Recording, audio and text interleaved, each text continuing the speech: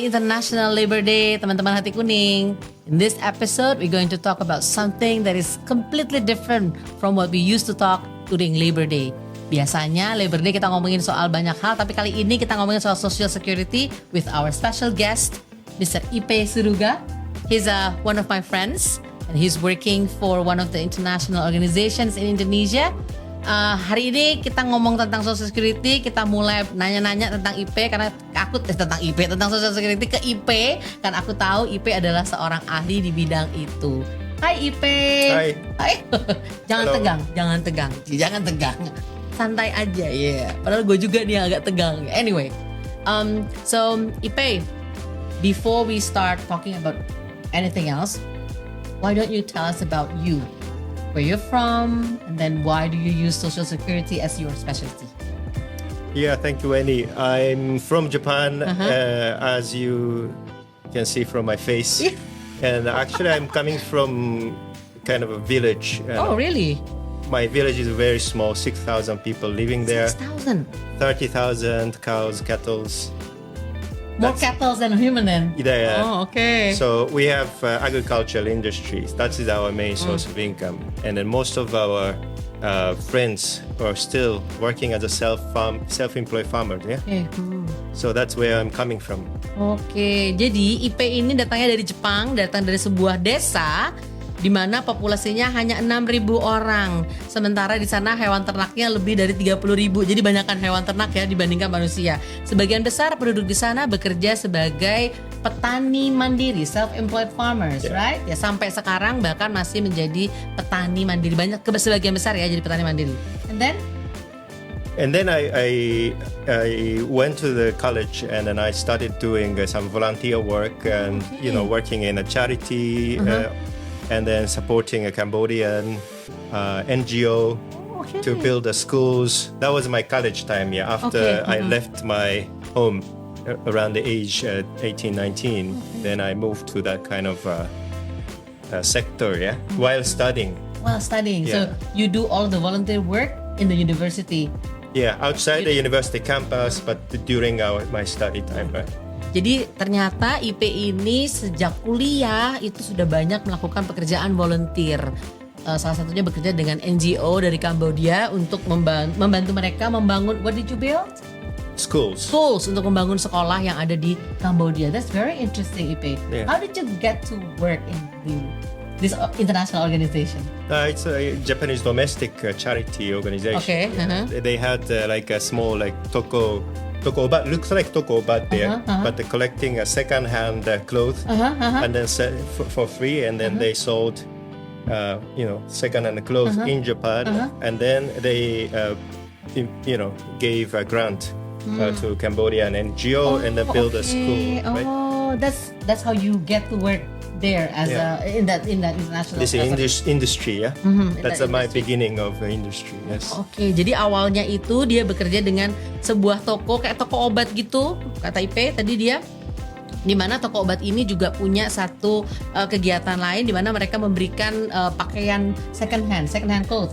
Cuma-cuma yang kemudian mereka juga menyediakan grant diberikan kepada organisasi yang ada di Kambodia, di mana IP di situ mulai bekerja lah gitu ya sebagai seorang volunteer untuk organisasi tersebut. That's very interesting start. Yeah. How did you start working for the ILO? ILO and the Social Security, right? ILO and Social Security. So, when did you start? 2010 I got the first job at JICA. I'm not sure you know. Yeah, of course we're familiar with JICA, yeah. MRT was supported by JICA, the construction work. So that is a Japanese government agency to support other countries. And then I resigned and moved to the ILO headquarters in Switzerland because I was really interested in social security. Because social security work will never ends in any countries. Japan is still discussing to improve social security, right? European countries always discuss in the election time. That's a central topic. So even though Indonesia grows, Cambodia grows, Vietnam grows, this topic will never end. So I just wanted to build my expertise to support these countries who may require my expertise. So the ILO was the best place to work on the topic because the ILO has so-called international labor standards.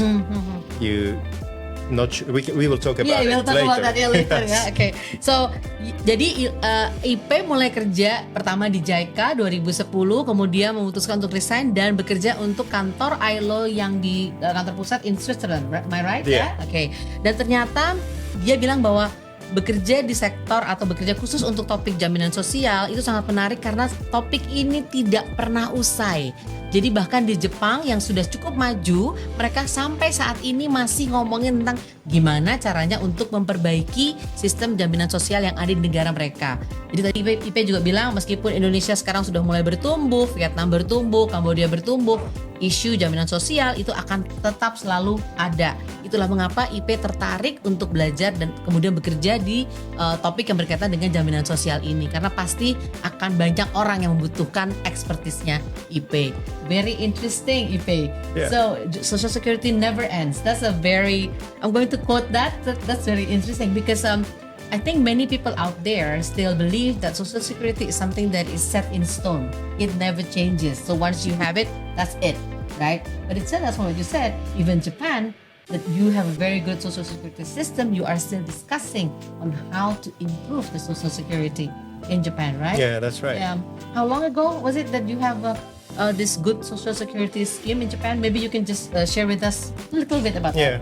It's just like in Indonesia. In a single year, you cannot build the entire system. So it's a gradual step. Yeah.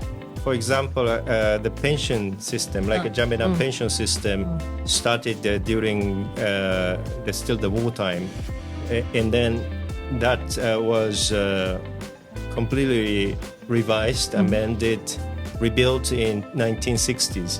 When my grandfather was, I think, 35 years old, when he was still doing farming.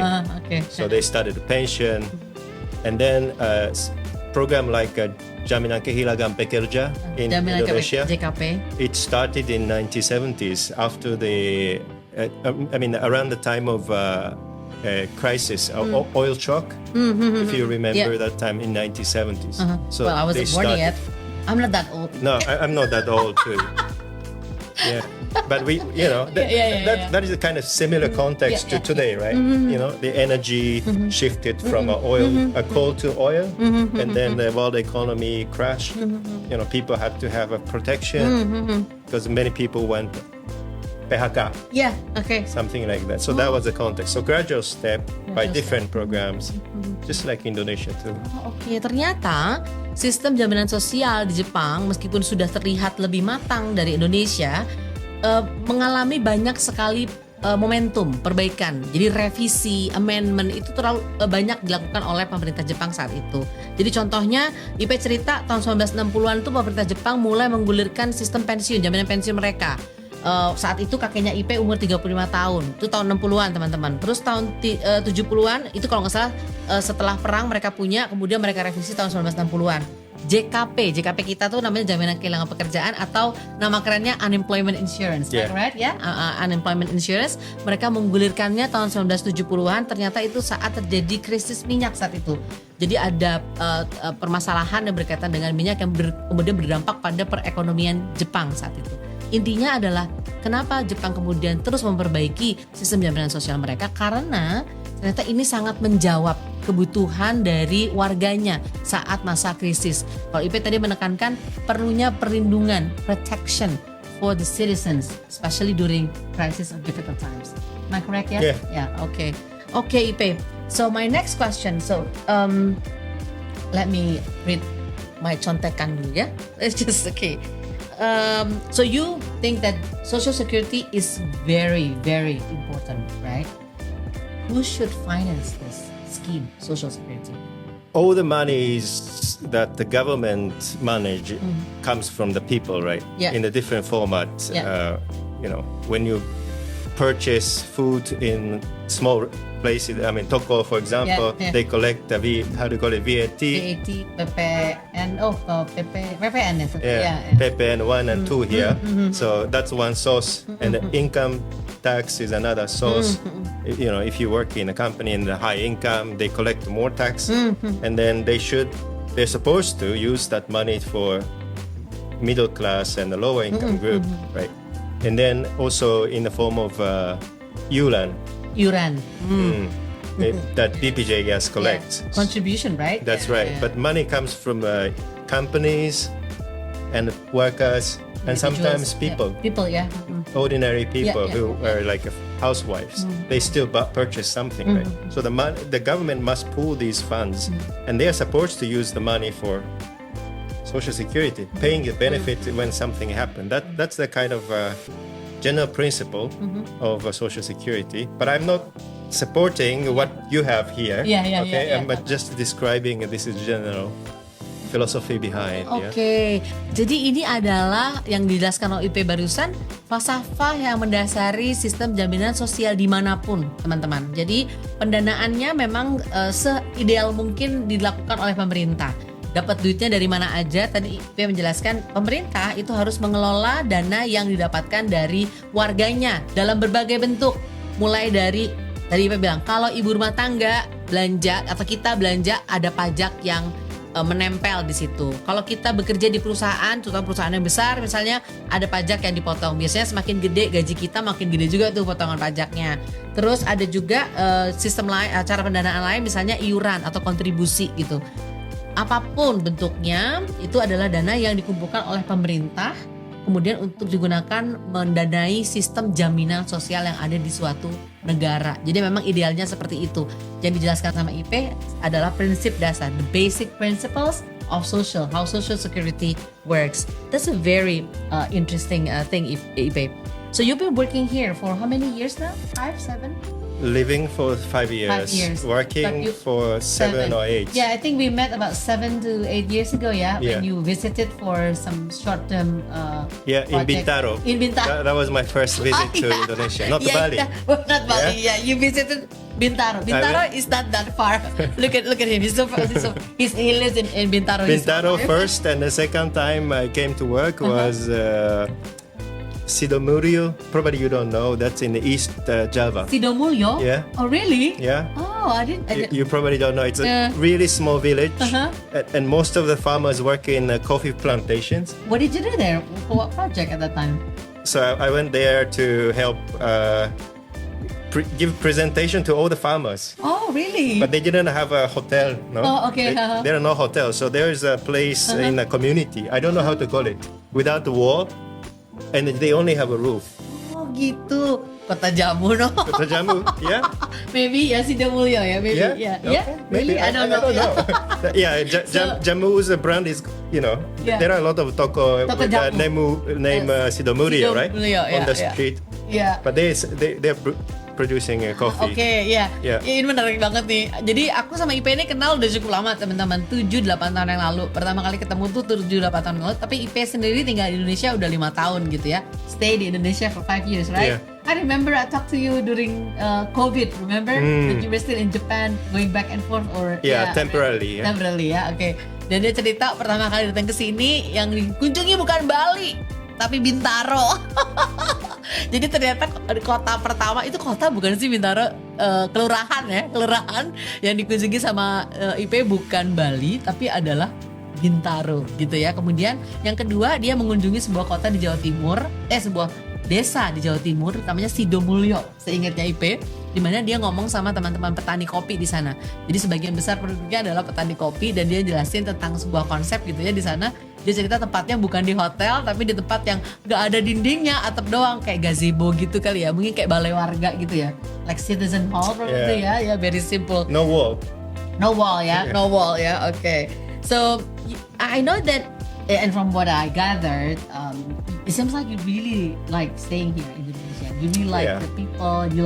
It's like you go to the market, like almost every chance you get, you will always visit the market. Can you tell me why? I think in the Javanese culture, if I understand correctly, you must go to the market and drink jamu to start the day, Maybe, I don't know, I'm Japanese, I don't drink jamu every day. So that's what I do, yeah. Oh, okay, that's what you do. You like jamu? I like jamu. Oh, really? But not jamu cafe. It's for me, it's a little bit different from the traditional one. So you like the traditional jamu? That's right. What kind of traditional jamu that you like? so far? Usually yellow one.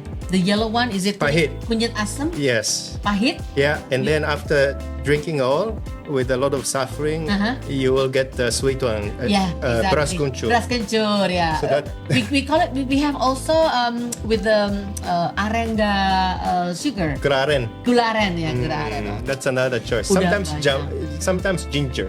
Sometimes ginger. Yeah. Oh, ternyata Ipe sukanya jamu, jamunya sukanya warna kuning kata dia gitu tadi. Cocok ya sama hati kuning ya, dia sukanya jamu warna kuning. Dan dia bilang ini ada yang dia bilang tadi itu benar-benar ritual minum jamu. Karena aku juga minum jamu dari kecil. Jamu itu diminum pahit, and then afterwards kita minum yang manis gitu. Jadi kata Ipe ada beras kencur. Beras kencur is something different actually, you know. Okay. But we have that. So aku cerita tadi ada gula merah gitu ya supaya menghilangkan rasa pahit. Okay, enough with the jamu. Okay. I think we talk about this later on ya. No, I know you like jamu. Okay, so as you know, Japan has a very strong social security system, right? So this is something that we want to learn. What are the conditions? What do we do? What do we need to do in order for us to have a strong social security? I think there are two things. One, the strong leadership in the country.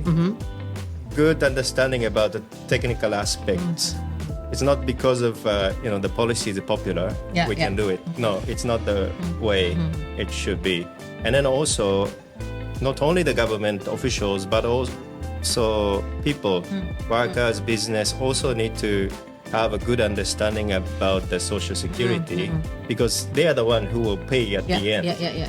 So I think that's the two aspects are really important to build a good system.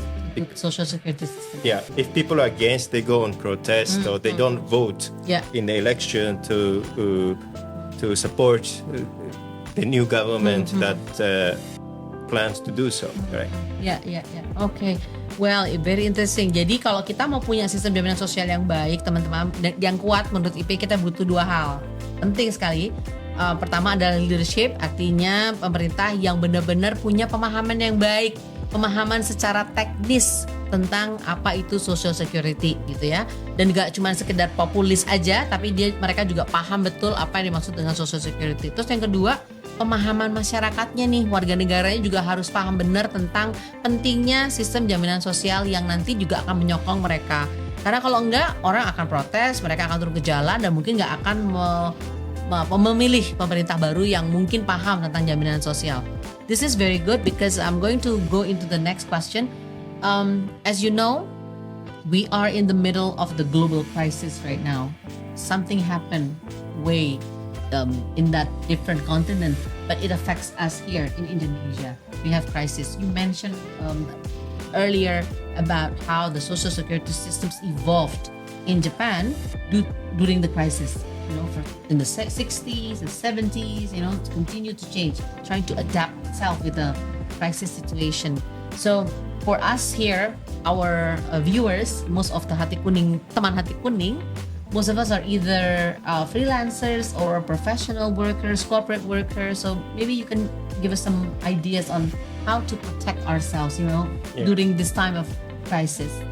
Unfortunately, I think if it were self-employed or small business owners in Indonesia, there are not many social security schemes to help.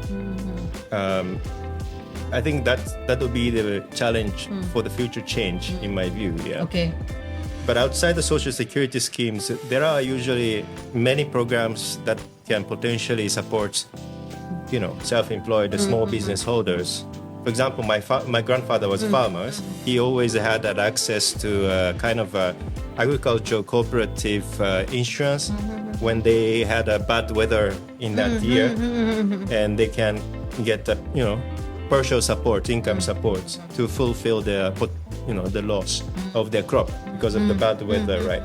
So that kind of scheme need to be easily accessed by different business owners, in my view, and self-employed as well. So it can be done outside Social Security, but still, offered by the government. Yeah, of course. Because if you don't have a good Social Security, in my mind, it's going to be very costly, right? Very expensive. Like you have to pay the private insurance scheme premium, for instance, right? And then you need to prepare yourself you need to be very well educated about that, right?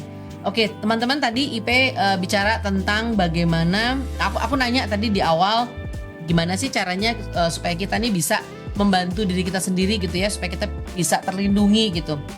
Ternyata memang kita butuh sekali bentuk jaminan sosial dari pemerintah, meskipun saat ini mungkin di Indonesia belum ada sistem yang bukan belum ada ya, mungkin ada tapi sangat sedikit atau terbatas sekali gitu ya untuk kita sebagai pekerja mandiri atau pekerja korporasi yang kecil misalnya gitu ya, mungkin tidak sebanyak itu gitu. Jadi memang kita harus melindungi diri kita sendiri juga.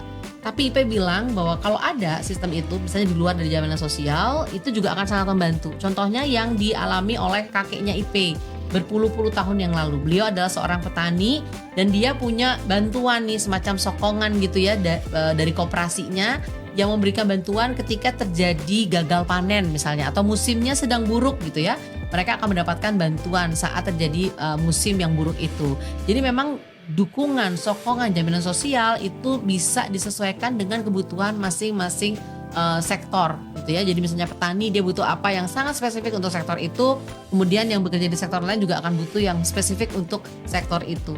So in other words, we need to prepare ourselves independently, like by maybe buying private insurance scheme or maybe enrolling ourselves to the government scheme. On top of that, we need to protect ourselves, like multiple layers. We have to do it ourselves. Yeah. Am I correct? Am I conclusion in that sense? Yeah. Including saving. Yeah, including saving. Yeah, that's difficult. Tapi ingat ya teman-teman, dia ngomongin saving ya. Ingat kan di season kemarin kita ngomongin banyak ya tentang gimana caranya mempersiapkan diri kita supaya kita bisa lebih kuat, lebih bisa berdaya lah gitu ya untuk menghadapi situasi yang sulit, contohnya krisis seperti yang terjadi saat ini.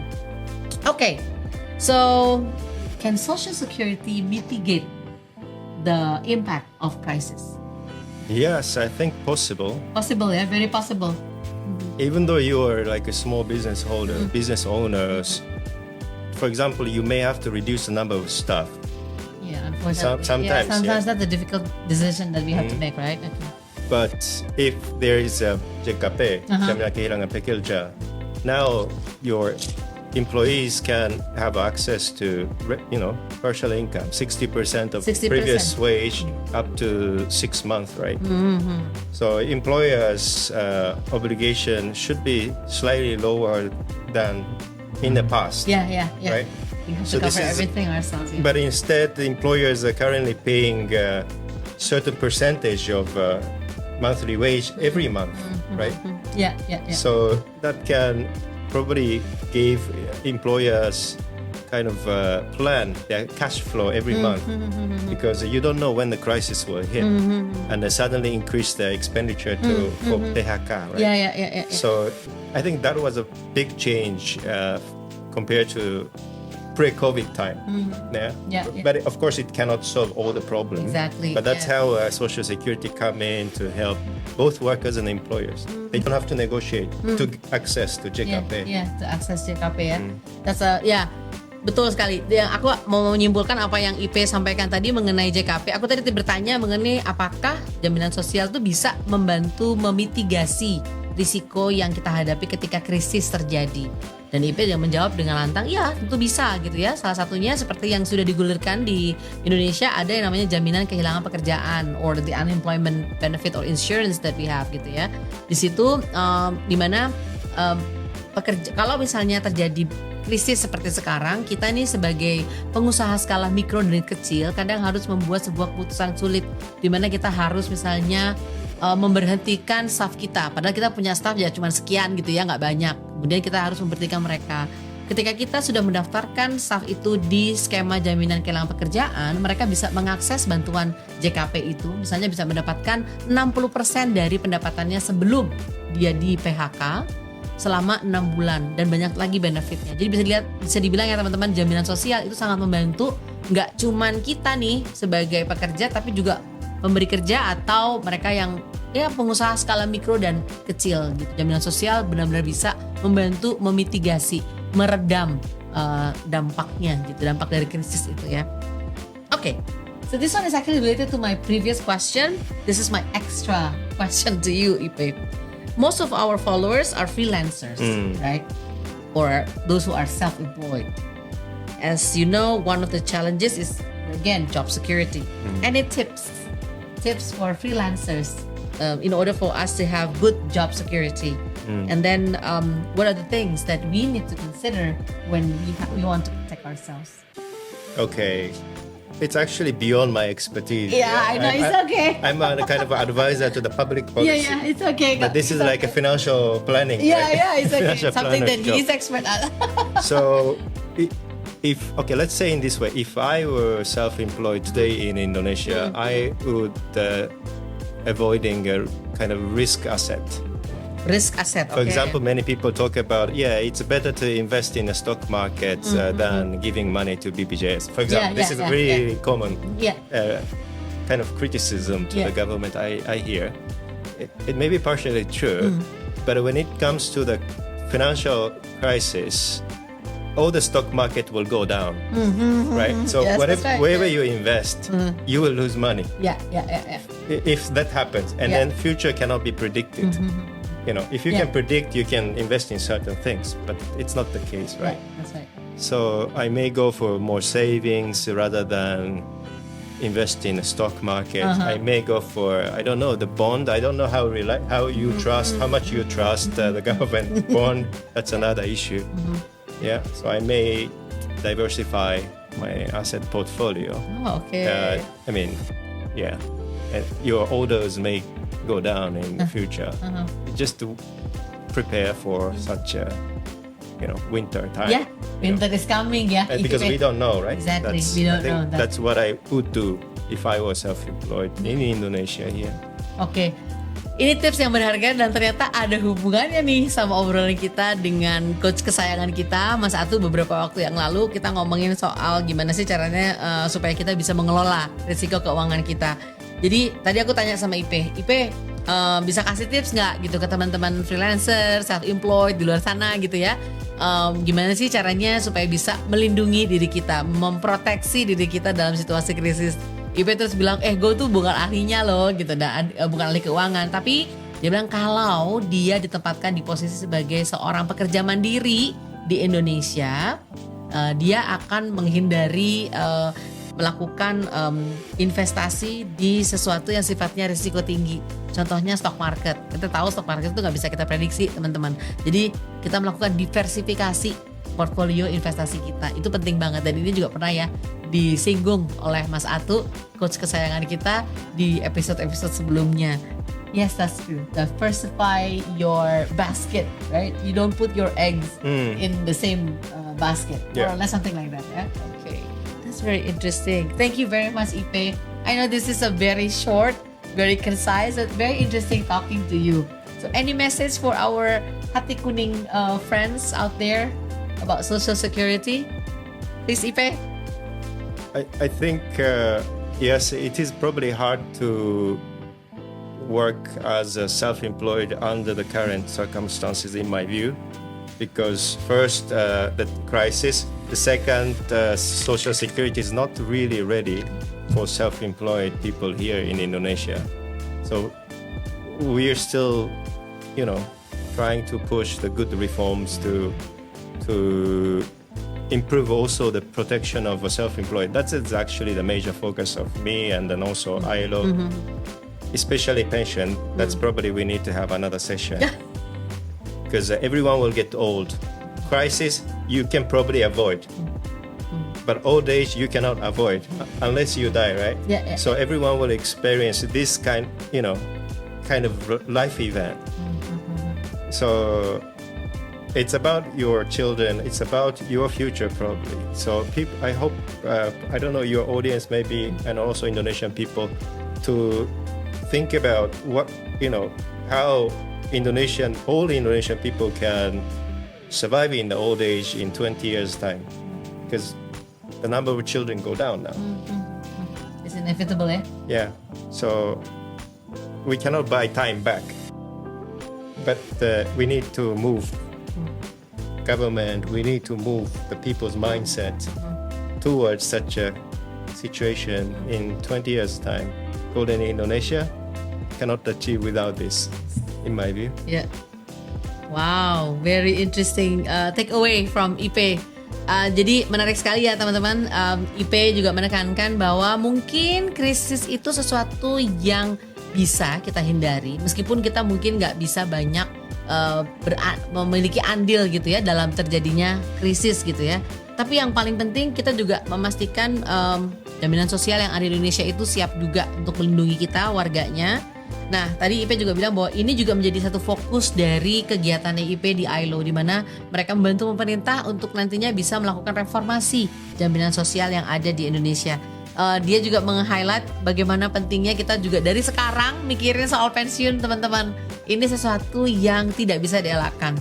Tadi IP bilang krisis bisa kita hindari, tapi menjadi tua tidak gitu ya. Jadi kita harus mikirin juga nih gimana caranya ya supaya kita bisa tetap hidup dengan baik dalam waktu 20-30 tahun ke depan, bahkan setelah kita masuk masa pensiun.